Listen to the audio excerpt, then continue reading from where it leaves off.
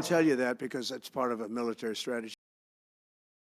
بعضیا میگن آقا شما که نسبت به آمریکا نه حاضرید مذاکره کنید نه حاضرید ارتباط برقرار کنید. کینه او نسبت به کشور و انقلاب کینه شطوریه.